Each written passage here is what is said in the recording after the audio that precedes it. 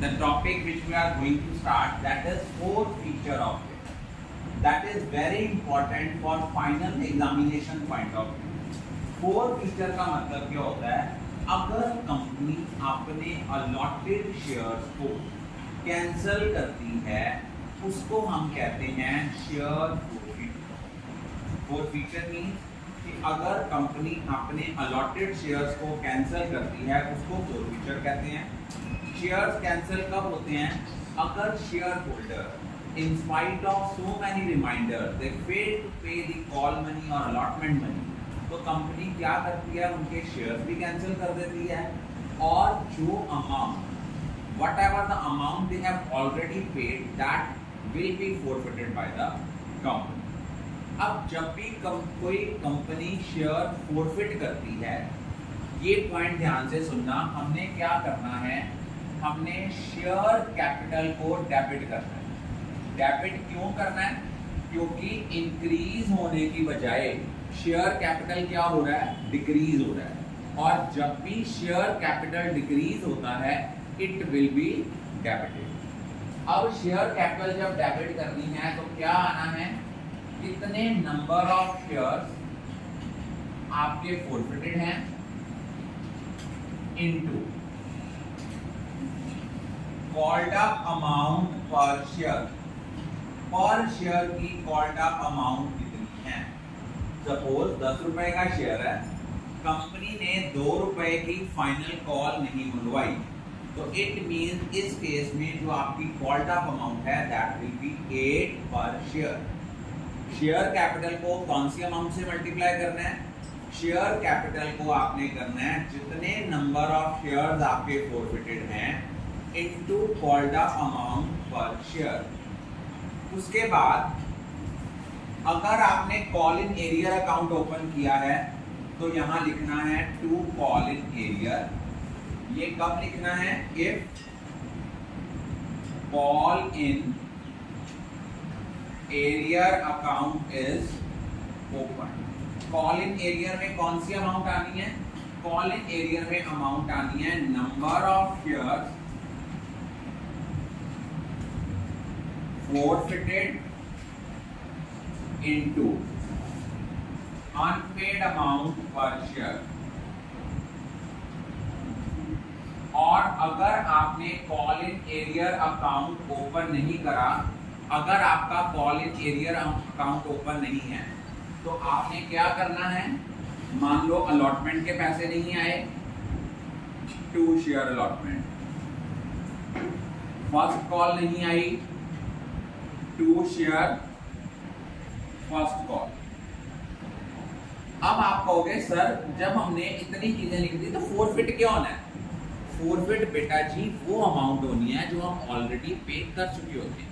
For example when we buy an asset on instalment and if we fail to pay a single instalment in spite of so many reminders, the whatever the amount which we have already paid that will be forfeited by the financing company। वो finance company क्या कर लेगी? Forfeit कर लेगी। Clear?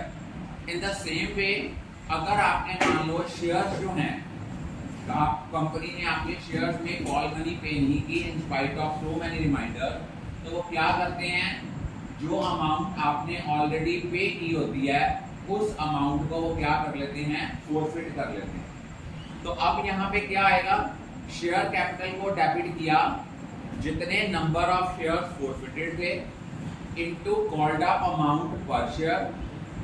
अगर आपने call in arrear account open किया है तो अनपेड अमाउंट आपकी कॉल इन एरियर अकाउंट में जाएगी, लेकिन अगर कॉल इन एरियर अकाउंट आपका ओपन नहीं है तो आपने अलॉटमेंट पे नहीं की तो 2 शेयर अलॉटमेंट, फर्स्ट कॉल पे नहीं की 2 शेयर फर्स्ट कॉल, और फोरफिटेड में कौन सी अमाउंट जाएगी? जो आपकी बैलेंसिंग फिगर होगी। फोरफिटेड को क्रेडिट क्यों किया? क्योंकि ये कंपनी को गेन हुआ है। मान लो आपने 8 रुपए कॉल किए थे, शेयर होल्डर ने 6 रुपए पे किए, तो कंपनी कितने पैसे फोरफिट करेगी? 6 रुपए फोरफिट करेगी। कंपनी कौन सी अमाउंट फोरफिट कर सकती है? Which has already been paid by the shareholder. तो फोरफिचर ऑफ शेयर्स क्या होता है?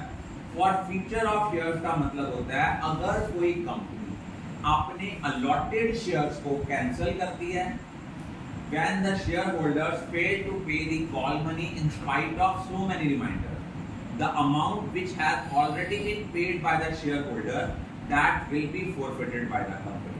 इस केस में जर्नल एंट्री क्या होती है, शेयर कैपिटल अकाउंट डेबिट। अब आपने शेयर कैपिटल को कितनी अमाउंट के साथ डेबिट करना है, जितने हमारे नंबर ऑफ शेयर फॉरफिटेड हैं इनटू कॉल्ड अप अमाउंट, जितने पैसे अब तक हमने कॉल किए हैं। फॉर एग्जांपल 10 रुपए का शेयर है, वहां वो लिखते हैं द कंपनी फेल्ड टू, या the company did not make the final call of ₹2 पर शेयर। तो मींस कॉल्ड अप अमाउंट कितनी हो गई, ₹8 पर शेयर।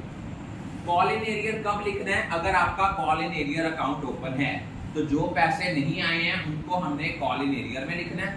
अगर हमारा call in arrear account open नहीं है तो अगर अलॉटमेंट के पैसे नहीं आए तो 2 शेयर अलॉटमेंट, फर्स्ट कॉल के नहीं आए 2 शेयर फर्स्ट कॉल, और फॉरफिटेड में कौन सी अमाउंट जानी है, which has already been paid by the shareholder. अब देखो, मान लो 8 रुपए कॉल्ड अप था, 2 रुपए अनपेड था, तो फॉरफिटेड में कितना चला गया, 6 रुपए।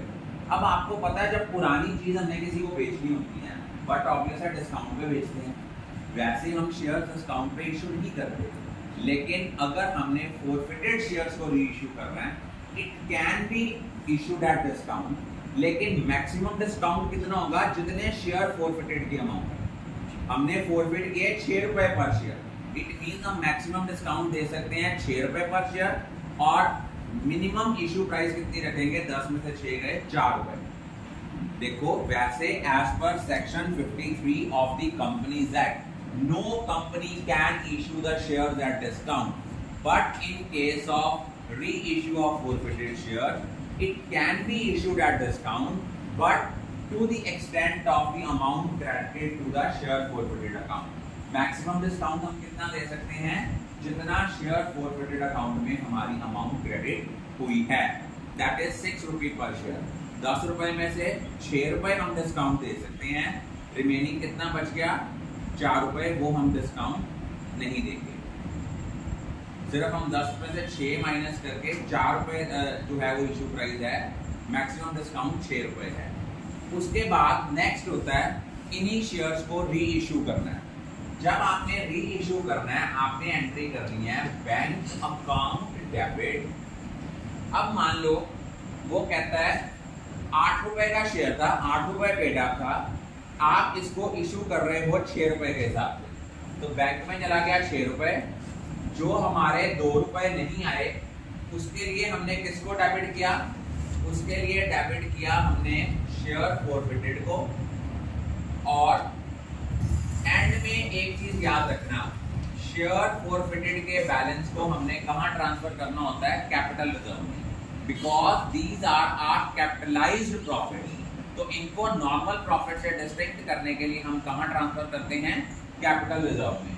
तो एंट्री आती है share forfeited account debit to capital reserve.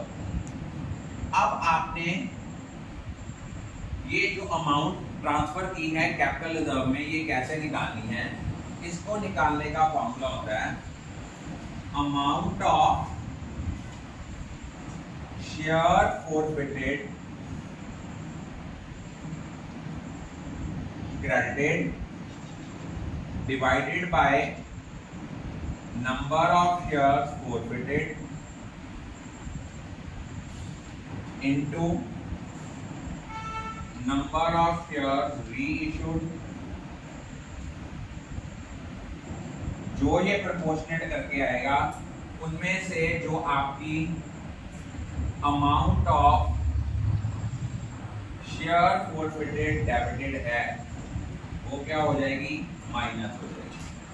कितना निकालना है, जितनी आपकी अमाउंट क्रेडिट है उसको नंबर ऑफ शेयर फॉरफिटेड से डिवाइड करना है, मल्टीप्लाई करना है नंबर ऑफ शेयर्स रीइश्यूड से। अगर मान लो सारे के सारे रीइश्यू हो गए तो ये दोनों अमाउंट सेम हो जाएंगी, कटिंग हो जाएगी। माइनस कर देना है जो अमाउंट आपने ऑलरेडी डेबिट की है while reissuing shares. Balance will be transferred to your capital reserve. I think all of you are clear about it.